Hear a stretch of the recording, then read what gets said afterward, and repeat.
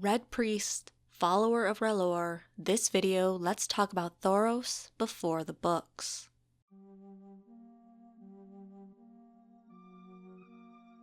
Thoros was born in Myr, one of the free cities of Essos, and was the youngest of 8 children. Being at the tail end of so many children, Thoros' father chose to give him to the Red Temple, a religious building of red stone used by the followers of the Lord of Light, R'hllor. Thoros states that it wasn't a path he would have chosen on his own, and it showed in his behavior. Though he would say the spells and pray the prayers at the temple, he also enjoyed raiding the temple's kitchens, and from time to time, girls would find their way into his bed. But he claims they were wicked girls, and he never knew exactly how they got there. Despite his lack of enthusiasm for being trained as a Red Priest, Thoros did have a talent with tongues, and occasionally, when gazing in the flames, he was able to see things. The past, the future, and things happening far away. Though Thoros admits that while the flames don't lie, he did and does continue to read them wrong, being the blind fool he is. His ability to see things in the flames would be strengthened considerably in the books after his spiritual awakening from resurrecting Beric.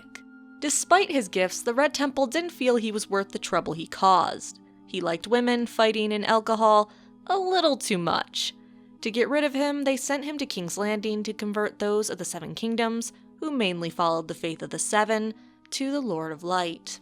At this time, King Ares II, the Mad King, sat the Iron Throne. It being known how much Ares just loved fire, the Red Priests hoped this love meant he would be easy to convert to their god. However, Thoros says the pyromancers that Ares kept knew better tricks than he did, and he could not convert the king.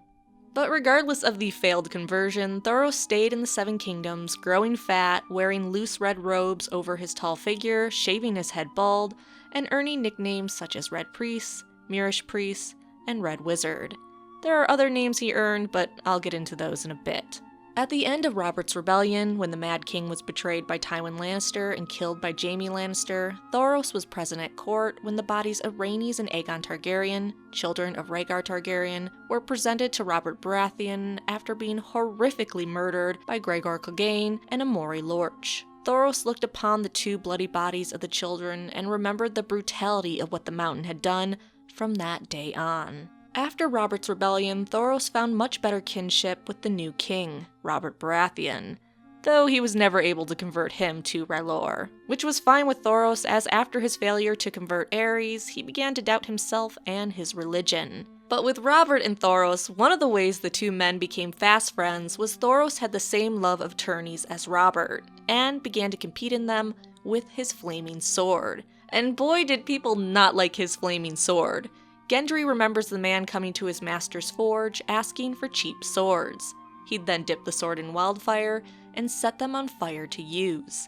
This made his master so mad, who was constantly scolding the priests, telling him it was no way to treat good steel, even though Thoros would never use good steel. Since the wildfire always ruined the sword, Thoros would need a new one after every tourney, and Gendry's master would provide it. And every single time, they would fight over the price. If you asked Thoros, he would tell you the smith charged twice what the swords were actually worth. However, despite the cost, his alchemist trick was useful in tourneys. Thoros fought without fear, and the flame would scare the horses and some newer knights. His sword also helped him win many melees, and really pissed off Sandor Clegane, who he beat 3 times. Imagine Sandor around a flaming sword. Not fun for him.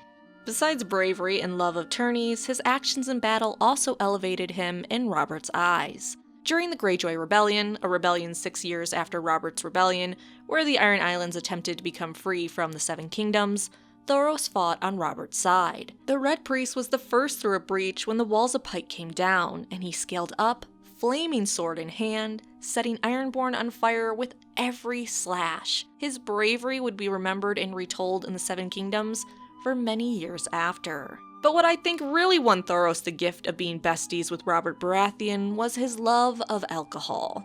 Thoros was one of the few that could match Robert drink for drink, with some saying he could actually outdrink Robert. Imagine that. So understandably, Robert developed a greater fondness for the man. Couple that with them both loving feasts, and they were fast friends. Many remember him as one of Robert's great friends and one of the most colorful figures at court. Of course, most people also remember them as two peas in a pod, both being gluttons and sots. Honestly though, most remembered him as a bad priest in general. Though despite being an awful red priest, Thoros in general always had a great sense of humor.